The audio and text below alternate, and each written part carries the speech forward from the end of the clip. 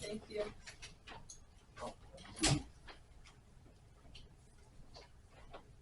I can start whenever. Yep. Good afternoon, Capital Prep coordinators. My name is John Harrison. My social justice issue is on how underprivileged teens lack the knowledge on where to find positive role models and then accept their teachings into their lives later on. Chapter 1. Statement of problem. Teenagers who don't have a positive role model in their lives tend to be more interested in crime, put up less effort in school, and struggle to develop the necessary social and emotional skills for success in life. But why is this important? Children who are exposed to unfavorable behavior from those around them as they are growing are more inclined to emulate what they see. When a child is developing and evolving, they need someone to show them the positive ways of doing things. Purpose of study. The purpose of this study is to observe if a positive role model mentorship for Capital Prep scholars would help C-Prep students grow positive bonds, improve their academic standing, and make better decisions with the mentorship of their peers. Social and daily encouragement is significant on the grounds that the absence of it can prompt discouragement and adults. Background. So what I put all of my research and everything into was the social learning theory. This includes introduction, development, and understanding. Basically what the social learning theory is, it's when kids emulate what they see. It's about their environment. So I always say, you can have a kid who has parents as doctors, but if you put them in the hood, they will do what they see around them no matter who their parents are. So adolescents of minorities who grew up without positive good examples in their lives or around pessimistic figures would generally need more social and profound abilities. Chapter 2. Key terms. Throughout this, we stated some key terms that we would be basing everything off of that would be important in our research and our papers. This included dysfunctional relationship, peer pressure, negligence, and positive discipline, which is the most important one. Dysfunctional relationships are relationships that do not emotionally support the participants, foster communication among them appropriately, challenge them, or prepare them for challenge. Peer pressure is influence from members of one's peer group. Negligence is the failure to take proper care of or in doing something. And positive discipline is the way of teaching the wrong of one's ways, letting them know when they are right or wrong in a firm yet respectful way. So that way they don't feel disrespected, but now they know how to move forward properly. So, what is the actual effect of the lack of positive role models on teens? Teens who grow up without positive role models in their lives tend to be more susceptible to the lives of crimes, bad habits, and overall the things that they see happen in their own lives. In Bridgeport, as you may know, we just recently lost one of our C-Prep scholars, but this can all be due to the things that are around us that we see all the time. Kids in our school, whether that's gang culture, the media, this has a very big role on what kids do. Research questions. So, through all of this, we based what we were doing off of a few research questions. My first research question was, what is the status of Capital Prep scholars' knowledge on where to receive social, emotional, and academic support from a positive older figure before the positive role model mentorship and accept their teachings? The second was, what is the status of the Capital Prep scholars' academic, social, and behavioral prosperity during the mentorship? And then the last one was, what was that same status after the mentorship? However, these questions came with sub-questions once I got further in the planning of my project. These questions included, how would our mentorship program affect students' behavior and academic growth through Power School? How would it impact their confidence academically? And how would teachers feel that the program has changed the overall setting of their classroom and in all ways? Society. Here are a few Bridgeport statistics. So, higher rates of crime, misbehavior, and lower academic skill sets can be linked to whether or not teens have positive role models in their lives. In America, 70% of runaways and juvenile delinquents come from single mother homes. But why is the single mother part important? In our mentorship program, we pair a mentor with a mentee. So a student who may be lacking that mother figure may lean towards a female mentor. Same thing with someone who may be lacking that father figure, they may lean towards a male mentor. Demographics. These are basically who I work with throughout the whole thing. This included students from Capital Prep Harbor here in Bridgeport. The mentees and mentors were aged 12 through 17. The mentees were grades 7 through 10, and the mentors were grades 10 through 12. Case study summary. So this is how the case studies that I did in chapter 2 relate to everything that I'm doing. So the first case study was to determine if Black people as role models had an impact on urban minority youth. Why is this important? Our school is majority Black. The kids are Black, and then the people that are going to be their mentors are Black also. So what is the difference by this and a white mentor versus a Black mentor? How would the statistics be different? 2, if role model, mentor, and media influences are left unchecked, they can exacerbate the differences that stem from socioeconomic status.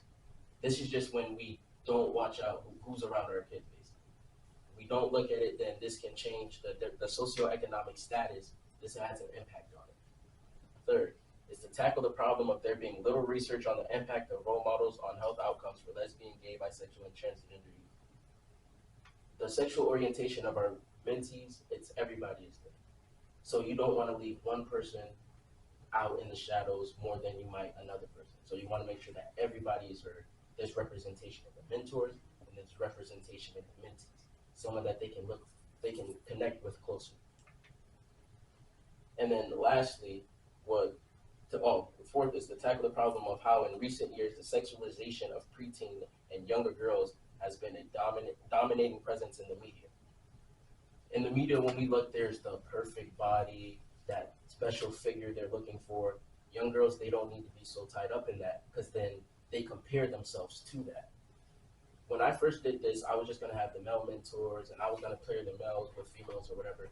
But I felt that a female should explain a female's problems to a female. I didn't want any mansplaining. So I wanted a young female, one of the mentors, to explain to the mentees what they see from their point of view. They're older, they have a different mature perspective.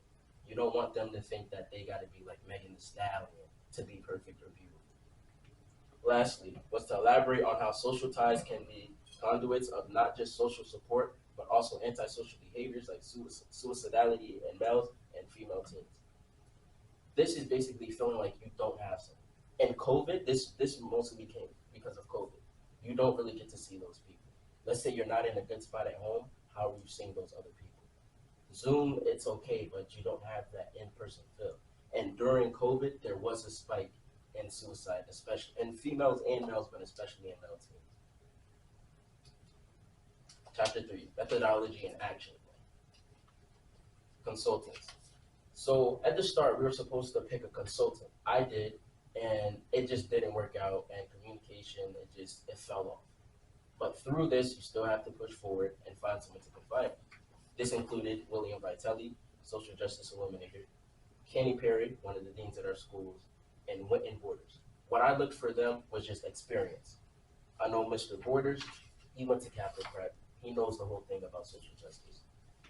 Dean, I actually partnered up with him to start this whole thing. This was an idea that me and him sat down with, and I was just like his underling. He started it off, and I just picked it up and went with it. And then Mr. Vitelli, he's a social justice teacher, so obviously I had some questions for him. Data collection methods. My data collection methods were surveys, which were given at the beginning, and academic and behavioral sheet tracker, which was given to teachers in the beginning, middle, and end, and then an interview, which was given at the end to wrap everything up. So, treatment number 1. Treatment number 1 was done in March of 2023.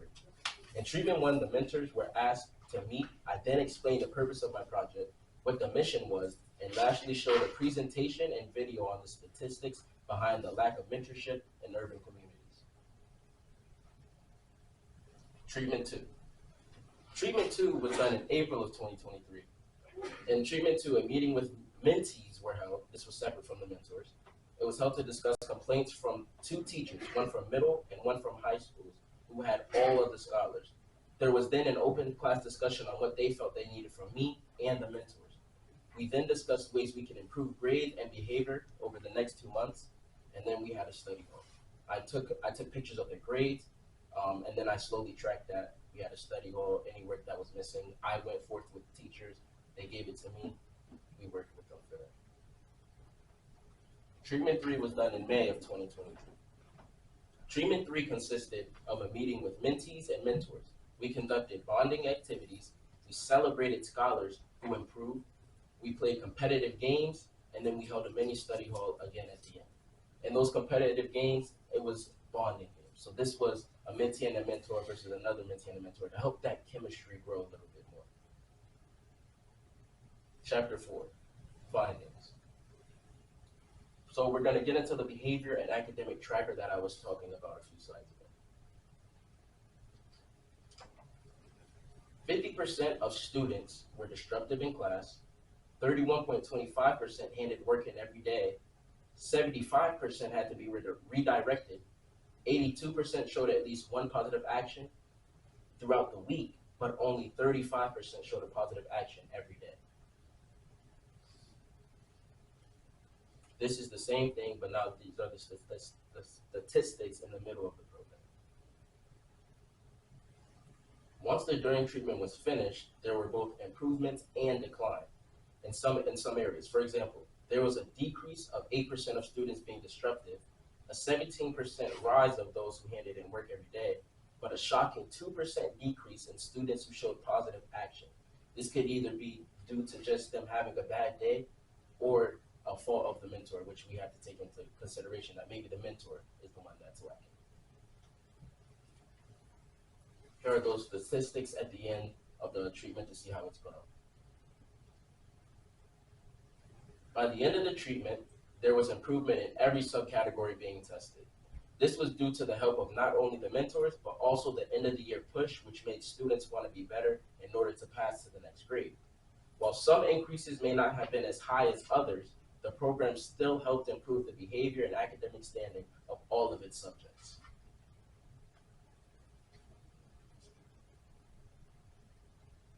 Now here are some of the statistics from the surveys. This is before we really kick-started the treatment, so these are the before statistics. Only 8% of mentees felt they had a positive role model at school.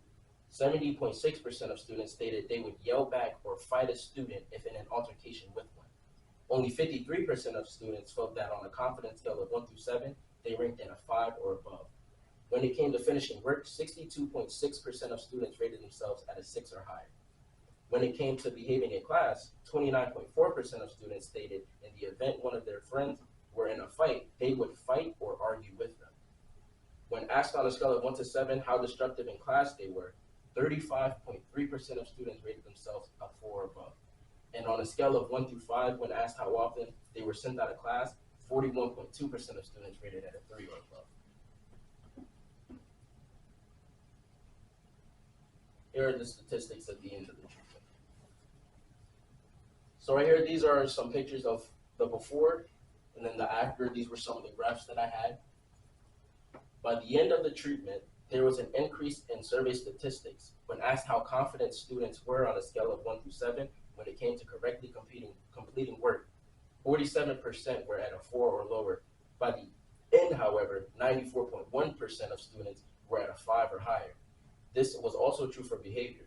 There was an 88.2% increase of students who would choose a positive approach to avoid conflict. Before I told you that they would either fight the student or yell back at the student. Now if we look over here, they're more likely to walk out and ignore the student, tell the teacher. There still was one kid, we couldn't get everybody to say that they wouldn't fight, but there still was one kid that said, and I'll tell you the exact quote, he said, "John, you know me, if I have to fight, I will fight, but I will hold back." But we couldn't get it to where we wanted it to, but we did do a major improvement for the majority of all the students. Interviews. This is just a quick voice note. It was the video, but you can't really hear the video well, so I held my phone up to them while they were speaking so you would be able to at least hear it. It's 4 scholars that are in a friend group that they once one joined. All of them started to join once they saw how much fun it was and they saw the improvement, which we really saw like peer pressure, it can be a positive thing. You see that he's getting his A's up. I'm here with Aiden in seventh grade. Ethan in seventh grade. Jacob in seventh grade. Antoine in seventh grade. All right, so as you guys know, at the beginning of the year, me and Dean, we partnered up to start a mentorship program.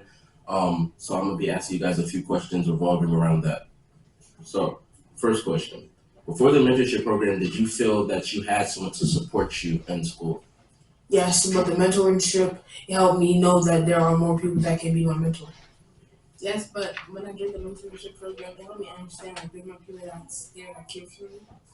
Yes, but it made me understand that I have more people to rely on around me. Yes, but when I did the mentorship program, it made me feel like there's more people here that actually want to see me improve. So, how has having a mentor impacted your grades in class? Having a mentor impacted my grades in class because I know that even though people might not always check my grades, there's somebody checking my grades and that I can always improve or maintain my good grades. Yes, it told me that like even though I'm struggling with something that I need help on, like there's always people that there to help me like on assignments that I don't understand. It impacted it by like showing me that I have someone always to check my grades even when people like my parents aren't. It impacted me because I know that there's people that want to see me do that I can always do better. Alright. So can you speak on how having a mentor has impacted your behavior in class? Having a mentor impacted my behavior in class because I know that there is somebody always checking up on me and I can be more responsible in the actions that I'm doing in class. Yes, it helped me like my behavior increased, like it got better because I always have these like I always have people that are checking up on me to make sure I'm doing good in class and to make sure I'm checked like I'm in the right place. It impacted my behavior in class by showing me that the teachers are only here to help us and not to annoyance or aggravate. Aggravate us. It made me impact my behavior in class because it made me want to do better and want to try and improve my behavior. All right, so how has having a mentor changed your view on how you approach conflict? So, for example, let's say a kid is teasing, making fun of you, or a teacher's like saying something you don't like. How would you have approached it then versus how would you have approached it now? When I didn't have a mentor, I would either approach it with conflict or with an argument. But now with a mentor, it helps me show. It shows me that I can talk to somebody about it, or I can tell somebody about how I'm feeling about the situation. When like before I had a mentor, I used to like like conflict and like talk back with them. But now that I have a mentor, I could just talk to them and tell them like how I'm feeling in the situation. Before I would have kept like my annoyance inside of me and like tried not to say anything. But now I can tell that I have someone to vent to about what I'm saying. Before I would like try and fall back, kind of constant argument, but now I just try to keep it to myself or be the better person and walk away. So lastly, do you think that having a mentor has positively impacted your life? I do think that having a mentor positively impacted my life. I do think it impacted my life. I do. I do think it impacted my life. All right. Well, thank you guys for your time, and get back to class. All right, so those were a group of our middle schoolers. I'm pretty sure one is in your advisor, but two of them. Okay, so these are I personally watched them from the start to the end because these were people that grew to like my little brother. Anytime there was ever a problem, where's John? Where's John? They would come to me, and I'd rather them be angry and come to me rather than be angry and take it out on that person. So I got to see that even when I went to class 3 days ago. Even after all of this is done, I still check up on them because I'm going to do that till I graduate, and hopefully it's something that carries on. But even then, I'm sitting down and I see Aiden, who I'm thinking would never be like the type of person that's gonna, oh, so you need help with this, and that, writing it down on the board, mind you, and helping a group of students. So that made me happy seeing that I helped someone become that role model in themselves. Broader awareness. This was my favorite part.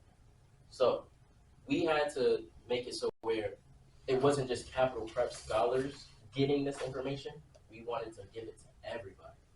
So here's an overview of my profile. Like Ms. Pringle said, they call me the prophet. So that's my username for it. And here's just a quick overview of some of the posts that we had. In this post, we took a trip down to Pennsylvania to Lincoln University, where I will be attending on full ride. Everybody here got scholarship and acceptance. I've never seen that before in the school, by the way. This one was talking about how mentors, they don't have to be a teacher. They can be your friends. They can be teammates. They can be coaches. They're anybody that positively impacts you, younger, older, no matter the age. And the last one, which is my favorite, Aiden, who just went, who just so happens to be my bestest friend, we sat down with Dr. Perry and Miss Janine Yas, whose husband is on the Forbes list, 48th richest person in the world. We talked about real world problems, what was going on with schools, how we can change that. Big event. I collaborated with Morgan Owens, who works with minority college students and their academic struggles, and Devon Eady, who works on lack of financial literacy. I wanted to expose my mentees and mentors to what they were doing too. Mentors that were in 11th through 12th, 11th going to 12th, and then 12th going to college, they need to learn about financial literacy because what if they're taking out a loan? They also need to learn about the college students' academic struggles since that will be them soon. Also, some of our mentees are now getting old enough because around the corner, youth works, you can be 14 to legally work. So they're getting old enough, they need to learn how to manage money. The summer is coming up. So for my big event, I thought instead of just doing something big and fancy, let's expose them to more knowledge because you can never have enough knowledge in the world that we're in today. So here they are. I provided them with some kids, some mentees, and a mentor. We watched TED Talks. We had Devon talk to them about financial literacy. And then Morgan, he's over here. You can't see him in the picture. But he talked about his topic too. So my big event, I just wanted to expose them to more things, the next steps in life. Right now, I'm being a mentee, but I want you to take the next steps in life to become better people for yourselves. Chapter 5, conclusion. Inferences. So through this, I saw that capital prep students needed more academic help than actual behavior help. Here's a statistic that I got. When asked how often are you sent out of class, how often the scholars sent out of class to teachers, they were and redirected. They were redirected a total of 125 times. But you may be thinking, how is academic more of a problem? Out of those 125 times, 70% of those came from 2 students. But the one thing that they all had in common is not a single student turned in work every day. Secondly, students need more positive role models for who are like them. These are students who are going through the same thing they're doing. You can't say a teacher, oh, capital practice this and that. They won't understand. They're working through it. Someone who's going through it can tell them. Lastly, when students saw their peers and their friend group do good, they wanted to do good too. The 4 kids that I interviewed, it started with one of them. The other 3 came along when they saw that they were doing better, their grades were improving, their behavior, they're not being sent to dean as much because no one wants to be sent to dean. That's going home. So when they saw their people do good, they wanted to do good. Recommendations, give more days to meet instead of leaving it up to the mentor. Find a better way to combat conflicting schedule and find constant of teachers who have all students so you don't have to depend on everyone. Final thoughts. Capital prep scholars lack the knowledge on how to find positive role models in school and then accept their teaching into their lives. And by giving them a mentor who challenged them, supported them, and aided them in academics and behavioral aspects, their grades increase. This is the conclusion to close it out. I just hit you guys with a lot of statistics, something that's very serious in the world. So now I'm going to be showing you the fun that we actually had through all of this. As head boy, we planned things. So yeah, this is just me, some of the mentors and mentees, just all having fun.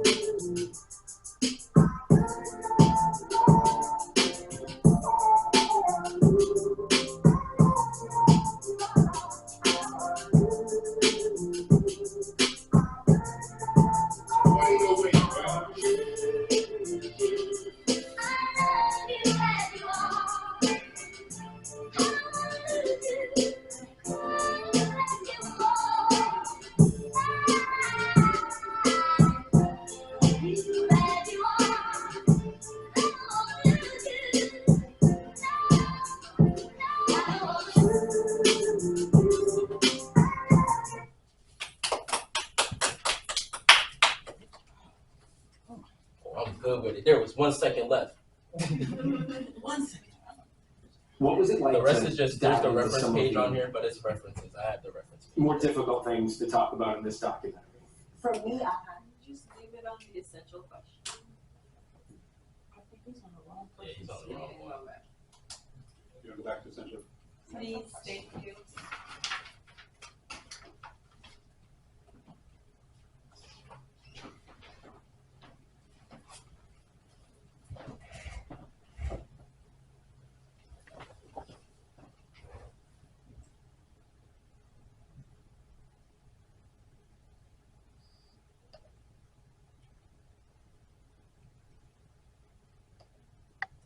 Well, the essential question, just in case I didn't put it because I can't find it, it was how would a positive role model mentorship program change the academic and behavioral standing of CPAP scholars?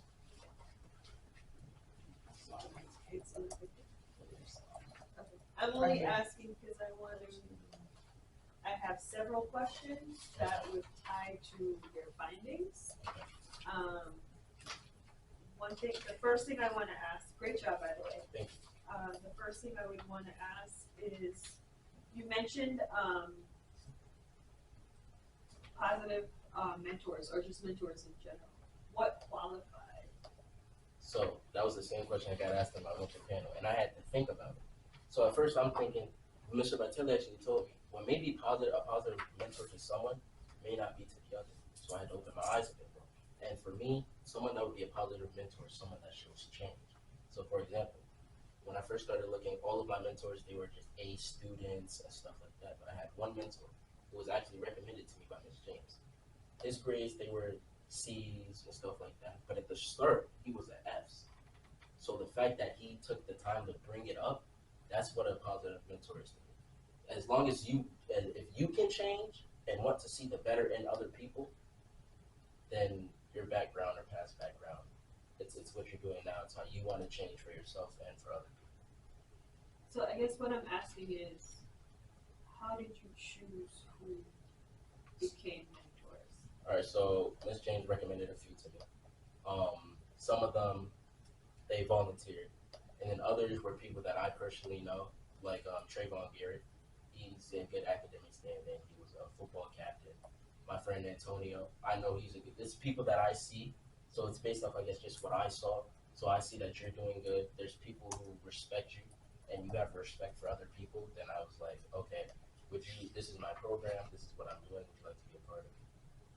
So given that process, and thinking about how this could be something that is beyond you, would you have some process for future mentors to be chosen?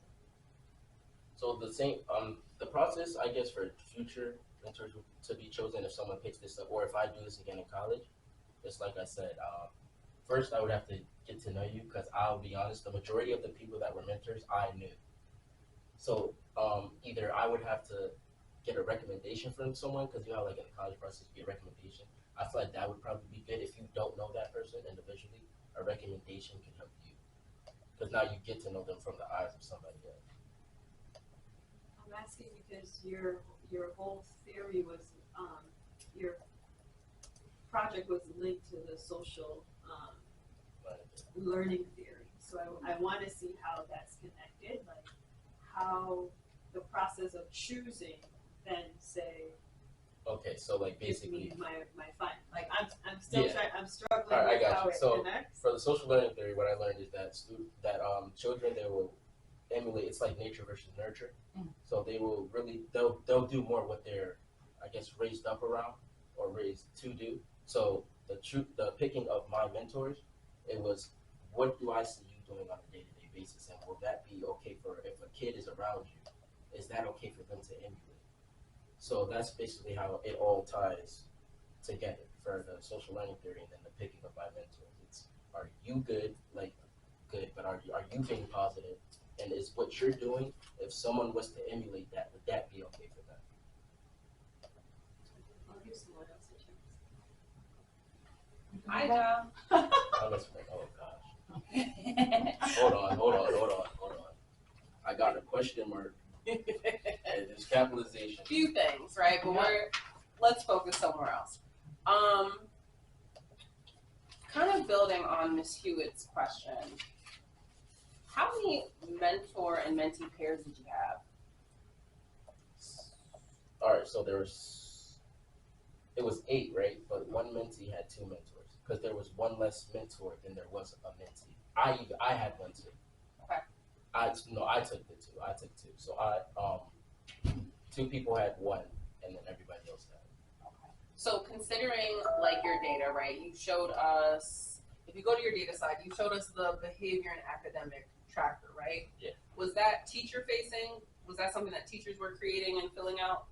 Me and Mr. Vitale sat down, created it, and then I sent it to teachers. But what had happened was when I said that one of the recommendations was to get it to teachers who have all students, originally I sent it to all teachers, but I realized some teachers are busy, SAT, AP, whatever it may be, and some teachers don't have all of the students. So I found 2 teachers who had all of the students. So for like high school, I did Jameson, who had the majority of the students. I did 2. I did Jameson, and then for middle school, I did Missouri. Got it. So with that,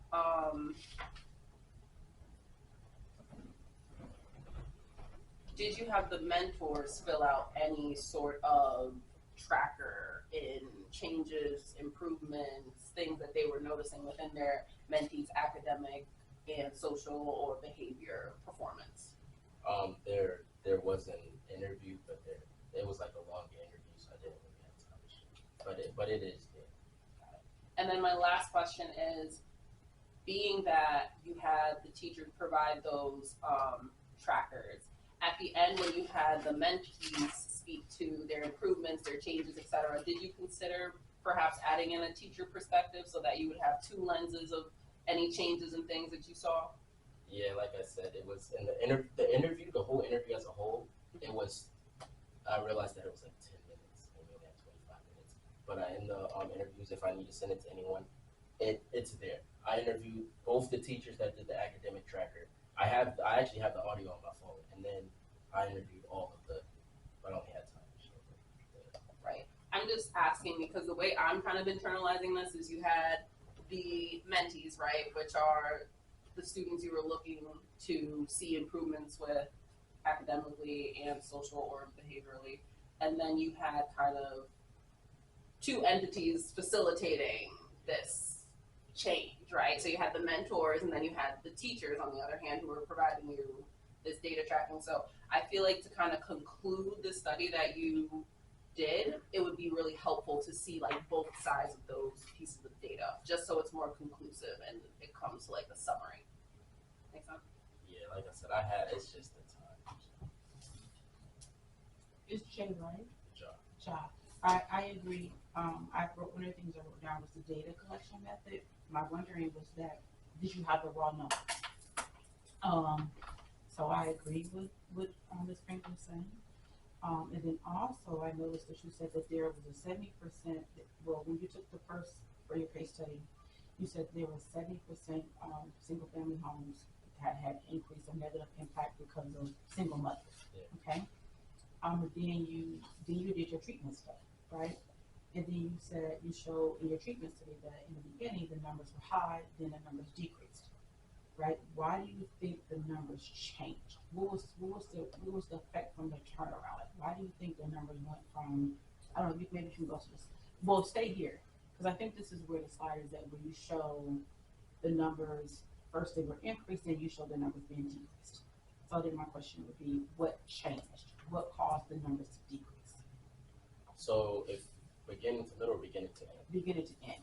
All right, so I mean, I know that the end part, I can't sit here and say all of it was the mentorship. I know at the end of the year, people are trying to pass. Okay, so you can't say it was mentorship solely alone. Yeah. Okay. I did say that the end of the year push to pass to the next grade had a big effect on it too, because they're seeing their grades being finalized. So obviously they were going to work a little bit harder regardless, but now they have someone to steer it, I guess, and give that extra. Okay. And you said they called you the prophet. How did you get that name? Like, why did they call you the prophet? So last year there was a talent show, okay. And I guess the last year was when I was quiet, right? And there was a talent show, like a said, so I started rapping. And I ended up winning the whole thing. I think I won like first place in it. Every time we have a talent show, I always get top 3. Okay. So they just became like the rap name. And I liked it, so I liked it. Got it. And so the only other thing is just looking through your piece where you feel like there's some small grammar errors that you may want to go through and correct. Like for instance, and you'll see I kind of made some markings, like you had some capitalized letters when it should be small K's, proper nouns. So I think you may want to go through and just kind of like make those small changes. Because I was like, look, your presentation was great. But then I had to go to here and say, okay, wait, let's see what's in here. So I would just make those small changes if I were you. And then I saw some alignment issues as well that you want to go and realign and make sure that it's consistent throughout. So with the interviewing of like the teachers and stuff, how do you want me to? Because like I said, I have it, but then would I have to like get rid of some stuff to put that in? Or are you focused like on presentation time? Was that your? Yeah, because like I said, I have the like in my phone right now. I have the interview with me and the teachers, and then I have the interview with me and the mentors.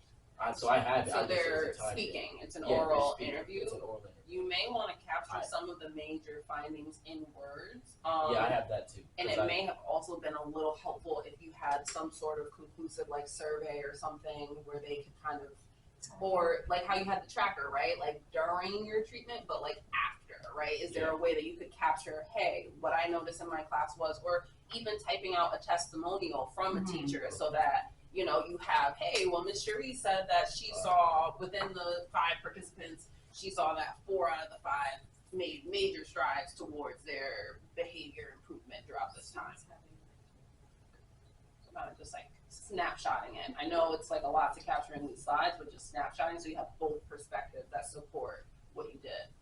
And maybe you could just link the video, even though Right. like, cause if you show this, you know, at another time, they can look at it. You know what I mean? Like how I think we talked to who was it? Someone else that we said just include it, even though you may not present it, just still put it in your slides because you never know who can use it going forward. All right, so John, before we get too far ahead of ourselves, why don't we give us a chance to commiserate here and talk amongst ourselves to find out what level, He said, "What word did you use?" what level of understanding you are, and then we'll give you, because some of those comments border on our recommendations to go forward. So let us figure out a plan for you. I mean, we jumped the gun. We did jump a little bit of a gun, but that's okay. We'll pull that door nice and shut, and we'll be quick.